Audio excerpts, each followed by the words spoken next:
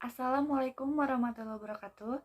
Perkenalkan, nama saya Mira Herawati, nomor NIM saya 1022-2015, kelas C1 Akuntansi dari Universitas Teknologi Digital. Di sini saya akan mereview materi tentang Ma'rifatur Rasul. Apa itu Ma'rifatur Rasul?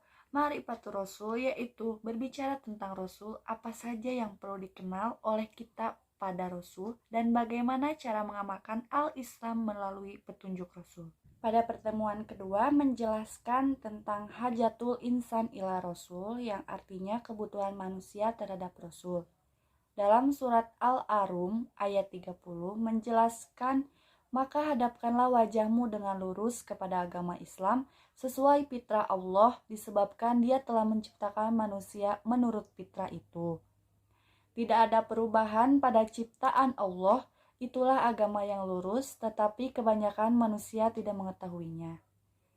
Jadi, manusia diciptakan oleh Allah Subhanahu wa taala dengan membawa fitrah atau naluri. Fitrah itu artinya al-hilaqoh, yaitu keadaan asal ketika seseorang manusia diciptakan oleh Allah Subhanahu wa taala. Jadi secara bahasa, fitrah berasal dari akar kata fatoro dalam bahasa Arab yang berarti membuka atau menguak. Menurut Mustafa Al-Maragi dalam kitabnya mengatakan bahwa fitrah adalah sebagai kondisi penciptaan manusia yang mempunyai kecenderungan untuk menerima kebenaran. Ada juga tahapan-tahapan fitrah yang dianugerahkan oleh Allah Subhanahu wa taala kepada manusia, itu ada 3. Yang pertama, fitrah terhadap wujudul kholik atau eksistensi keberadaan pencipta. Yang kedua itu ada fitrah untuk ibadatul kholik atau menyembah, beribadah kepada sang pencipta. Salah satu bukti yang menunjukkan bahwa ibadah adalah bagian dari fitrah manusia adalah sebagaimana yang kita lihat dalam sejarah perkembangan manusia itu sendiri. Maka manusia selalu beribadah atau menyembah Tuhan yang mereka yakini keberadaannya dengan interpretasi masing-masing. Ada yang menyembah batu, pohon kayu, berhala, atau patung yang mereka buat sendiri, dan sebagainya. Seorang Rasul selain mengajarkan tauhid juga mengajarkan kepada manusia bahwa salah satu tujuan diciptakannya manusia di muka bumi itu adalah beribadah kepadanya. Allah Ta'ala berfirman dalam surat Al-Baqarah ayat 21, "Wahai manusia, sembahlah Tuhanmu yang telah menciptakan kamu dan orang-orang yang sebelum kamu agar kamu bertakwa."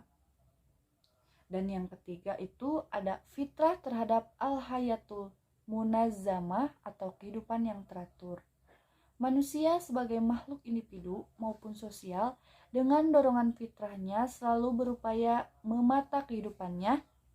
Ada aturan-aturan dan ada norma-norma yang dibuat dan pemimpin yang dipimpin.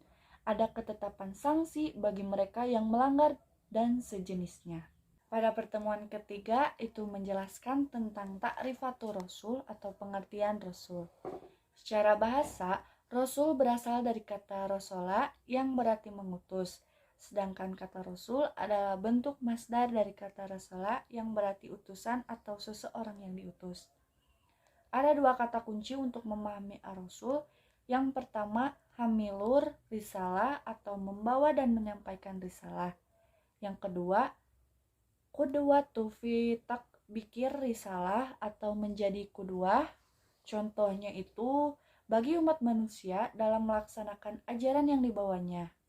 Rasul juga memiliki ciri-ciri. Yang pertama, as-sifatul asasiyah atau sifat-sifat asasiyah, yakni sifat dasar yang layak baginya, misalnya sidik, jujur, amanah, terpercaya, tablik, menyampaikan, dan fatonah itu cerdas.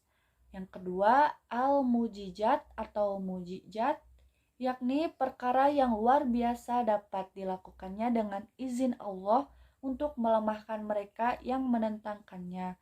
Contohnya adalah mukjizat Rasul Shallallahu Alaihi Wasallam ketika membelah bulan dengan izin Allah Ta'ala. Yang ketiga, al-bisyarat atau berita gembira kedatangannya. Yang keempat, anubuat atau berita-berita kenabian yang disampaikannya.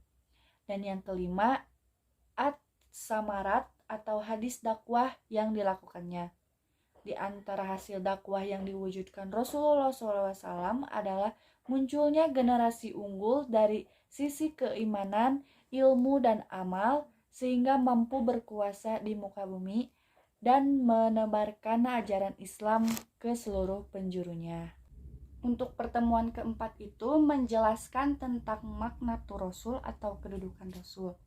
Nabi Muhammad SAW memiliki kedudukan yang istimewa bagi umat Islam, namun kedudukan beliau istimewa itu tidak disikapi oleh umat Islam dengan sikap gulu atau berlebihan, sebagaimana sikap kaum Nasrani yang mempertaruhkan Nabi Isa alaihissalam. Oleh karena itu, sebagaimana manusia biasa, Rasulullah SAW melakukan aktivitas makan, minum, pergi ke pasar, berniaga, dan segala aktivitas seperti manusia biasa. Rasulullah SAW juga merupakan anak dari bapak dan seterusnya.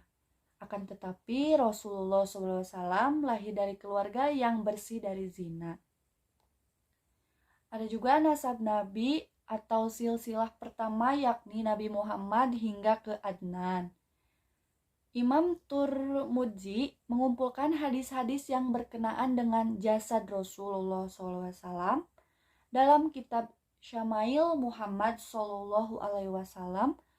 Manusia yang paling tampan adalah Adam alaihissalam karena Allah langsung menciptakannya dengan tangannya dan meniup rohnya. Wanita yang paling cantik adalah Hawa. Fisik Nabi Muhammad SAW digambarkan banyak oleh hadis seperti rambutnya yang rapi dan selalu disikat atau disisir, badannya yang kuat, tingginya besar, dan sebagainya. Dari gambar fisik ini, Nabi adalah manusia juga seperti sebagai manusia lainnya. Ada juga perjalanan Nabi. Itu semua kisah hidup Rasulullah SAW sebagai hamba Allah telah ditulis dalam buku-buku Sirah Nabawiyah atau perjalanan Nabi. Banyak sekali buku yang sudah ditulis. Itu yang pertama, Asy-Sirah Nabawiyah Libni Ishaq. Yang kedua, Ar-Rasikul Maktum atau Mubarak Furi. Dan yang ketiga, kelengkapan tarikh Nabi Muhammad SAW atau Munawwar Khalil. Ada juga keistimewaan Sirah Nabawi. Yang pertama, sejarah hidup Nabi Muhammad SAW paling benar dibandingkan dengan sejarah hidup Nabi yang lain. Dan yang kedua, ada fase-fase sejarah hidup Nabi Muhammad SAW sejelas adanya, yakni sejak dari perkawinan ayahnya sampai wafat. Dan yang ketiga, sejarah Nabi Muhammad SAW merupakan lukisan sejarah seorang manusia biasa yang mendapatkan keistimewaan. Yang keempat, sejarah hidup Rasulullah SAW mencakup semua segi kemanusiaan. Dan yang kelima, sejarah Nabi Muhammad SAW yang lengkap itu sendiri merupakan bukti kebenaran risalah dan kerasulannya. Kedudukan kedua dari Muhammad SAW adalah sebagai Rasul di antara para Rasul yang lain, seorang dari Rasul-Rasul. Ada juga tugas-tugas sebagai Rasul itu sebagai menyampaikan risalah yang ditugaskannya. Dan yang kedua itu menunaikan amanah dari Allah SWT. Yang ketiga itu tugasnya untuk memimpin umat Islam. Beliau adalah pemimpin yang sempurna, baik pemimpin keluarga ataupun pemimpin negara. Ada juga dakwah Nabi, perjalanan yang dilakukan oleh Nabi Muhammad SAW. Beliau menghadapi berbagai kalangan. Itu yang pertama, bangsawan dan rakyat biasa. Yang kedua itu orang merdeka dan budak beliau. Yang ketiga itu Arab dan Azam atau non-Arab.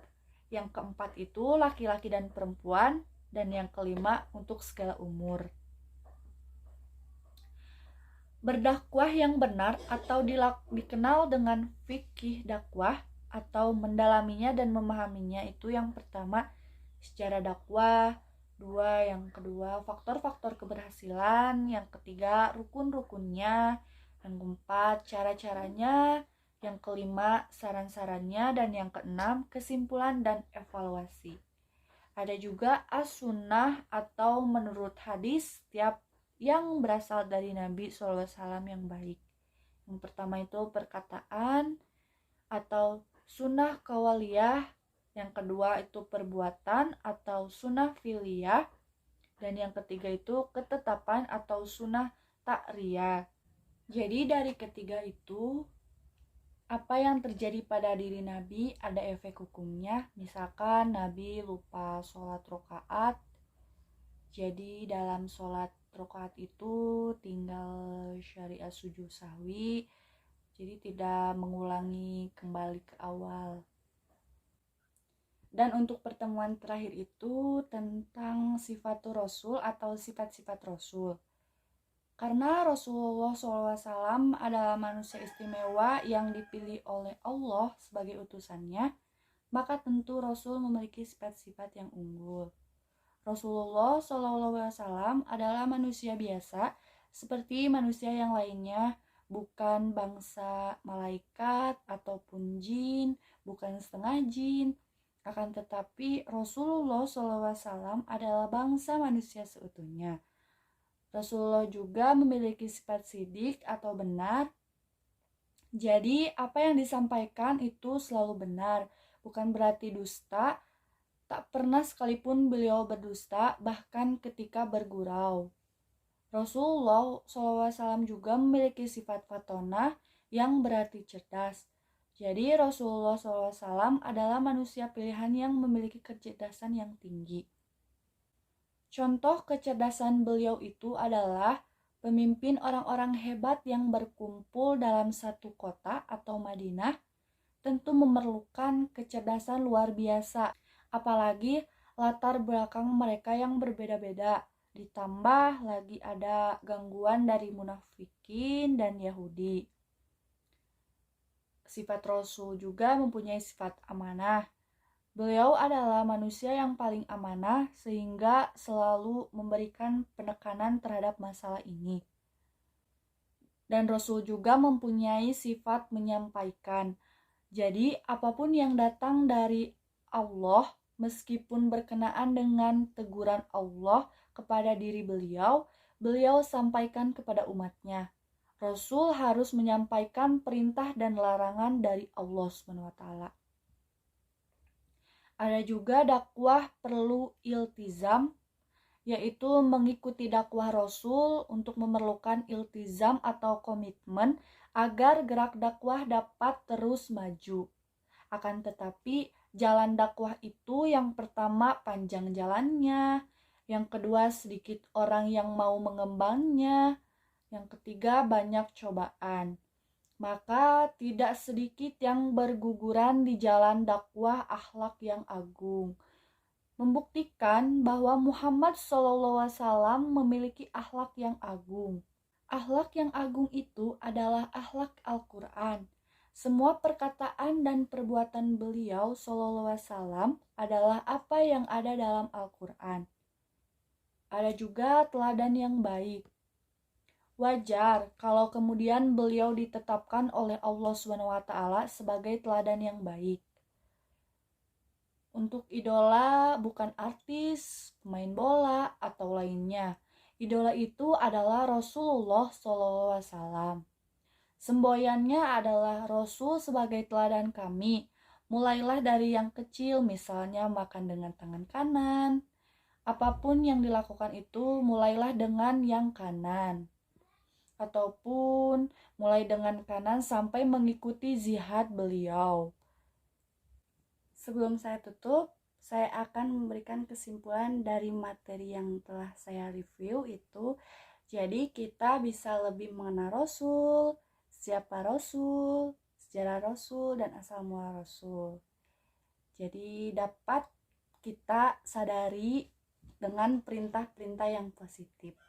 Sekian dari saya, mohon maaf bila ada kekurangan. Akhir kata, wassalamualaikum warahmatullahi wabarakatuh.